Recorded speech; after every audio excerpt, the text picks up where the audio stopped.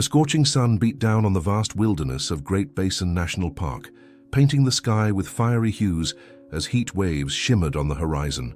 Dust swirled with every gust of wind, carrying the scent of dry earth and withered grass. The silence was almost tangible, interrupted only by the occasional distant call of a solitary bird and the gentle rumble of the Jeep's engine. Behind the wheel of the old battle-worn Jeep, Thorne, a young park ranger, scanned the rugged terrain with sharp, practiced eyes. His skin, tanned by the merciless sun and marked by faint scars, told the story of someone who had spent his entire life in these wild lands. Sweat trickled down his forehead, leaving trails in the dust that had accumulated during that day's patrol. His fingers, calloused by years of hard work, gripped the steering wheel with an unwavering determination. Great Basin National Park wasn't just his workplace, it was his home, his sanctuary, the extension of his very being. 15 years ago, his father, also a ranger, had suffered a serious accident in these same lands, leaving Thorne with the responsibility of continuing his legacy, despite his mother Odette's desperate pleas. "This land has already taken almost everything from me," Odette had once said, holding his calloused hands, her eyes overflowing with concern. "Please don't let it take you too."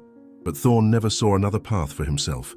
The untamed wilderness, the silent secrets of the land, the pulse of nature, all of it lived in his blood. This was his purpose, his calling, the legacy he carried with pride and determination. Static crackled through the radio, followed by a familiar voice. "Base to South Patrol, do you copy?" "Copy, South Patrol here," Thorne responded, slowing the Jeep. "We've got a report of a missing domestic animal in Sector 7, likely a horse from Whispering Pines Ranch. Check it out if you can." Thorne frowned. A loose horse in the park was dangerous, not just for the animal but for the entire delicately balanced ecosystem. "On my way," he replied, turning the wheel toward Sector 7. As he increased speed, a sharp sound pierced the air, a frightened, high-pitched whinny that put all his senses on high alert. Then, a low, guttural roar echoed through the hills. His pulse quickened. He knew that sound. Thorne's eyes rapidly scanned the rocky expanse as he steered the vehicle toward the noise. As he crested a small ridge, the scene unfolded like a nightmare in motion, a vivid painting of wildlife in its most brutal and honest aspect. A small white horse, barely the size of a young colt, bolted across the dusty terrain, its pale coat streaked with dirt and sweat. Its ears flicked wildly, terror evident in every trembling movement of its tense muscles. And less than 20 yards behind, a majestic lion closed in, its golden mane rippling with the chase, muscles coiled with predatory intent. Thorne's breath caught in his throat. He knew this lion. Magnus, the dominant male of this territory, an apex predator with a long jagged scar cutting through his right eye, a silent testimony to the many battles he had fought to maintain his dominance over these arid lands. This was the brutal rhythm of nature, the eternal struggle between predator and prey. As a ranger, his job was to observe, not interfere with the natural course of wildlife. It was rule number 1, the code behind every decision he made in the park. But something felt wrong. The small white horse, it didn't belong here. Its braided mane, with tiny faded ribbons woven through the strands, was undeniable proof that this was a domestic animal. It had no instincts to survive in this hostile environment, no chance of escaping the experienced predator pursuing it. Thorne made his choice in an instant. He slammed his foot down on the accelerator. The Jeep lurched forward, tearing across the uneven terrain. Every second counted. Magnus was gaining ground on the horse. Thorne cut across the chase, driving directly into the predator's path. The engine roared, tires kicked up clouds of dust, and Thorne hit the horn, his voice joining the blaring noise in a desperate attempt to disrupt the hunt. Magnus skidded to a halt, muscles tensed like steel cables beneath his golden coat. His piercing amber eyes locked onto Thorne. For a split second, time froze. Lion and man stared each other down, a silent battle of wills under the infinite desert sky. Thorne's fingers tightened around the steering wheel. "Not this one, Magnus, not today." A deep, rumbling growl rolled through the air, making the hair on the back of Thorne's neck stand on end. And then, against all instincts, the great lion stepped back. His eyes flicked once more to the small white horse before he turned, retreating into the shadows of the scrubby vegetation, moving with the grace and dignity that only an apex predator could display. Thorne let out a breath he hadn't realized he was holding. Sweat trickled down his temples as a mixture of relief and guilt settled in his chest. He had interfered with the course of nature, something he had sworn never to do. His gaze shifted to the trembling horse a few yards away. Its legs wobbled, its sides rapidly rising and falling with each panting breath. "Easy, little one," he murmured, stepping out of the jeep with deliberately slow movements. The horse flinched but didn't run. Thorne approached slowly, his voice steady, his touch careful. Years spent among animals had taught him the power of patience and gentleness, and little by little, the trembling stopped. The small horse, exhausted from the chase and fear, allowed Thorne to approach, its large dark eyes finally showing a glimpse of trust. When he found an old leather tag around its neck, confirming its origin from Whispering Pines Ranch, Thorne knew what had to be done. Gently, he guided the exhausted animal with soft words and makeshift reins to the jeep, where he helped it climb into the back section adapted for emergency transports. As he drove back to the ranger station, a strange feeling settled over him, like he was being watched. Looking in the rearview mirror, Thorne glimpsed movement in the distant tree line. For a moment, he thought he saw the amber glow of Magnus's eyes following his departure. A shiver ran down his spine, not of fear, but of deep respect for the predator who, against all odds, had allowed him to interrupt his hunt. At the ranger station, Thorne was met with sharp stares and an immediate reprimand. "You interfered with a natural hunt?" Fletcher, the veteran head ranger, folded his arms across his broad chest, his tone unreadable, but his eyes conveyed a clear message of disapproval. "It was a domestic animal," Thorne countered, helping the veterinarian inspect the horse's minor wounds. "It didn't stand a chance. It didn't belong in this environment." Fletcher studied him for a long moment before exhaling a heavy sigh that carried the weight of decades in the wilderness. "Nature's cruel, kid," he muttered. "Who are we to decide which life matters more, the horse or the lion that's going hungry tonight?" Thorne had no answer. Guilt nibbled at the edges of his conscience, mingled with the certainty that he couldn't have acted differently. But as he looked into the dark, trusting eyes of the small horse, as the veterinarian cleaned a cut on its front leg, he didn't regret it for a moment. "I'll notify the ranch," Fletcher said, walking toward the radio. "They should come pick it up tomorrow." That night, Thorne couldn't sleep. Images of the chase danced in his mind, along with Magnus's penetrating eyes. He conducted the next morning's patrol with a sense of restlessness he couldn't explain, his eyes constantly scanning the horizon for a golden predator. By noon, the horse's owner arrived. Alden, the weathered rancher from Whispering Pines, stepped out of his truck, his breath catching as he saw the white horse being kept in an improvised stable behind the ranger station. "He belongs to my granddaughter," he said, his voice rough with contained emotion. Thorne felt a shift in the atmosphere, a density that only comes when deeply personal stories are about to be shared. "She calls him Hope," Alden continued, running his work-hardened fingers through the horse's mane. "Says he's as white as the clouds that bring rain and renewal to our dry lands." Something clicked inside Thorne. Hope. Such a simple name, yet loaded with meaning. "My granddaughter is visiting her grandmother in town," Alden explained, as he helped load the small horse into his trailer. "She'd be devastated if anything happened to Hope. This horse is special to our family." There was more to that story than Alden was sharing. Thorne could feel it. A loss, perhaps. A connection that went beyond the normal bond between a child and her pet. "You saved more than a horse, son," said Alden, extending his hand for a firm handshake before departing. "You saved a piece of my granddaughter's heart." As he watched the truck and trailer move away down the dusty road, Thorne couldn't help but wonder if he had done the right thing. In the balance of nature, who was he to interfere? As Fletcher had said, nature was cruel, but it was also fair in its own way. But there wasn't much time to philosophize. His radio crackled with a new call, and Thorne returned to his duties, pushing the doubts to the back of his mind. Days passed, weeks accumulated under the relentless summer sun, and then Magnus returned. At first, they were just glimpses, a shadow in the distance during his patrols, a pair of golden eyes watching him from the tree line when he took his lunch break. Then the sightings became regular, almost as if the great lion was following his movements, studying him with a curiosity that defied all preconceived notions about animal behavior. "He's keeping an eye on you," Theo, a rookie ranger, joked during a shift change. "What do you think, fan or foe?" Thorne had no answer. Or perhaps he did, but it sounded too absurd even in his own thoughts. The idea that Magnus, a supreme predator of the savannah, might be curious about him, seemed straight out of one of those fantastic tales his mother used to read to him as a child. The real answer came on a scorching August day when Thorne was investigating reports of a damaged fence on the southern border of the park. The sun was at its peak, turning the air into a wavering furnace. Thorne had left the jeep to check the fence on foot, carrying only his water canteen and basic equipment. The fence had clearly been cut, probably by illegal hunters trying to access restricted areas of the park. He was photographing the damage for documentation when he heard it. A low, threatening growl, not far from where he stood. Turning slowly, Thorne found himself face to face with Magnus. The great lion was less than 10 yards away, his posture erect, golden mane gleaming under the merciless sun. His amber eyes, including the one marked by the scar, were fixed on Thorne with a paralyzing intensity. Thorne knew the protocol. Don't run. Don't show fear. Make yourself look bigger. But in that moment, all years of training dissolved in the face of the pure magnificence of the predator before him. "Magnus," he murmured, his heart thundering against his ribs. The lion tilted his head slightly, almost as if recognizing his name.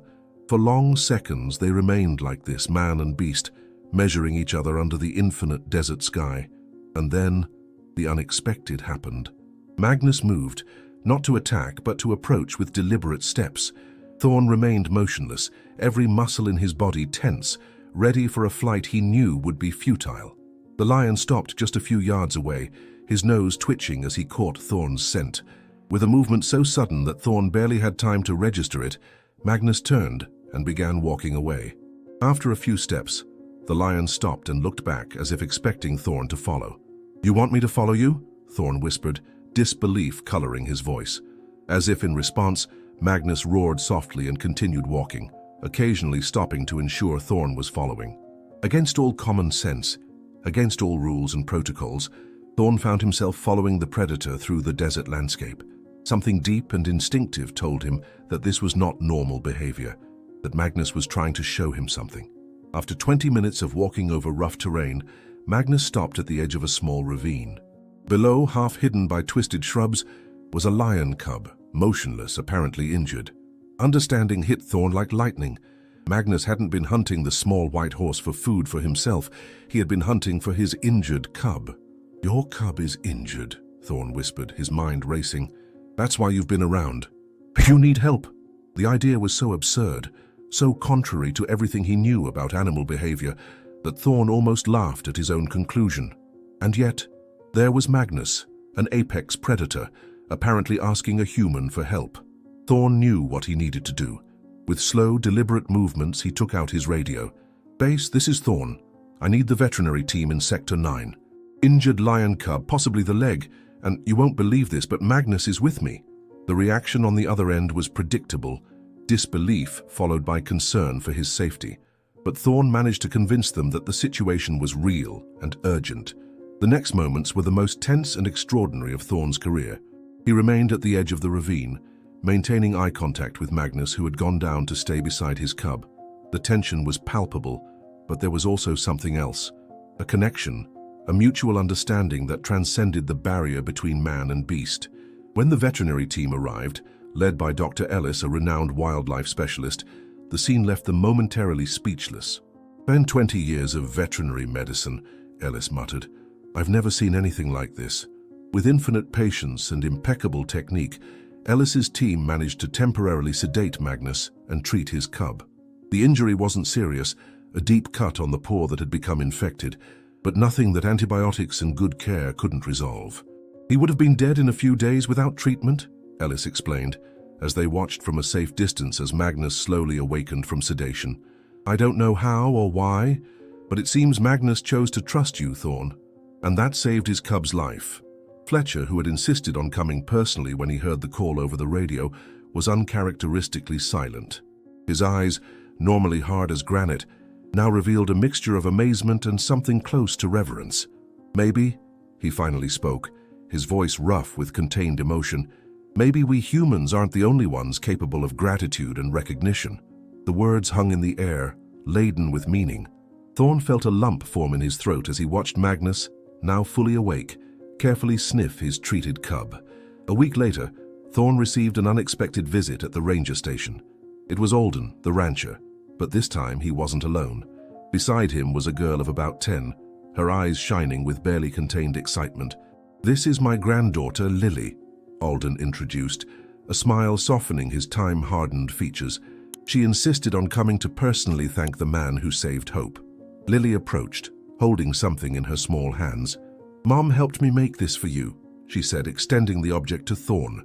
It was a small wooden sculpture, carefully carved and painted, depicting a white horse and a lion side by side, in an impossible yet beautiful coexistence. "Grandpa told me the story," Lily explained, her voice overflowing with admiration. "How you saved Hope from the lion but didn't hurt the lion, how you respected both." Thorn took the sculpture, emotion tightening his chest. It's perfect, Lily, thank you. Hope is special to me," the girl continued, her voice dropping to almost a whisper. "My father gave him to me before he went away. He said Hope would always remind me that even in the hardest times, hope never completely leaves us." The child's words struck Thorn deeply, echoing with his own relationship with the wild land he had chosen to protect, despite his mother's pleas. Some connections transcend rational understanding, whether between a child and her horse, a man and a wilderness, or, perhaps most surprisingly, between a ranger and a lion.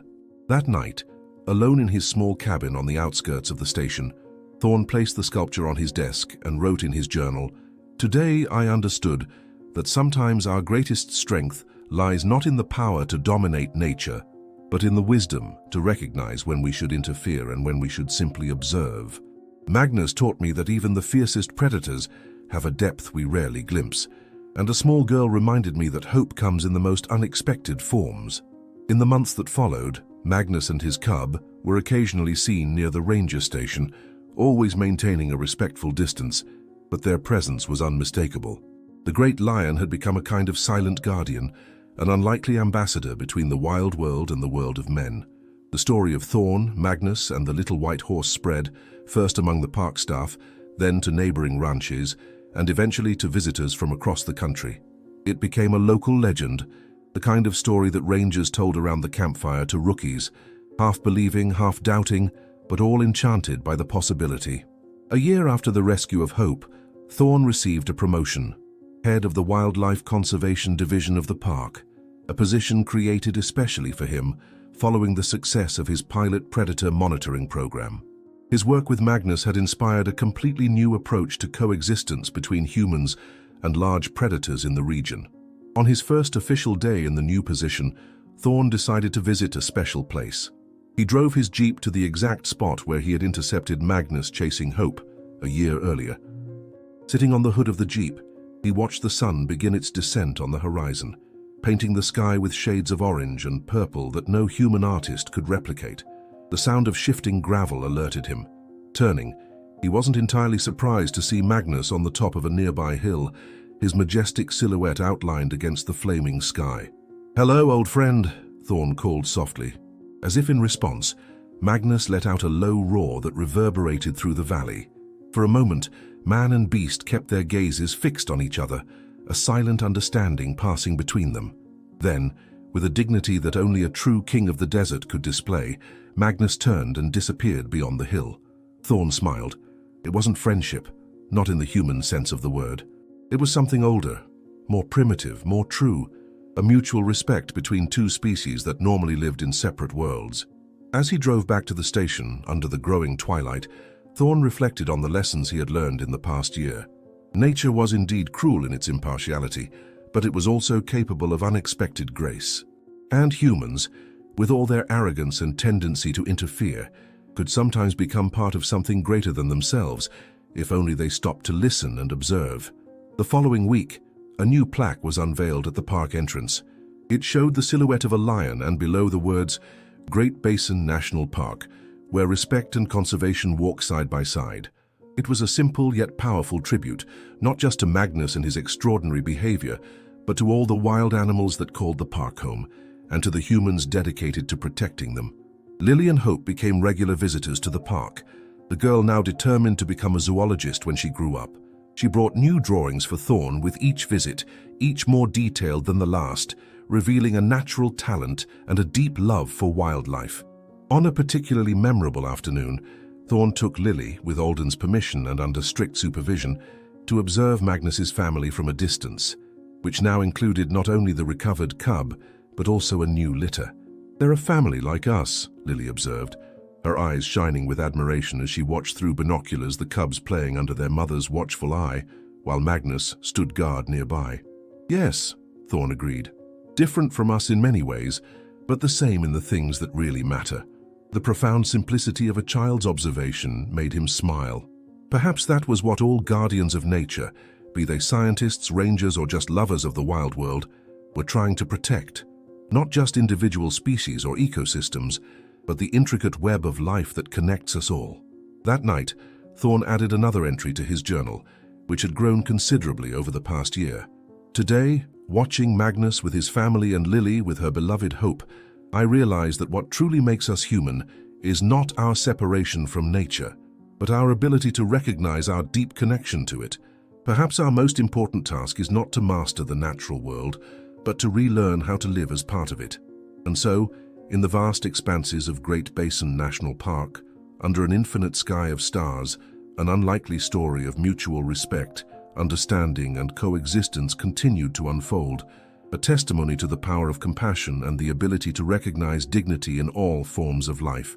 The legend of the ranger and the lion, of the little white horse and the girl who loved him, became not just a story to entertain, but a symbol of hope for a future where humans and wildlife could exist in a more harmonious balance. As Lily had said with the innocent wisdom of youth, different in many ways, but the same in the things that really matter. My friends, we've come to the end of the story. Did you like it? What lesson can you bring to life from this story? Leave it here in the comments. Leave your like, subscribe to the channel, and watch this video that's playing on your screen. This story will impact you. See you next time.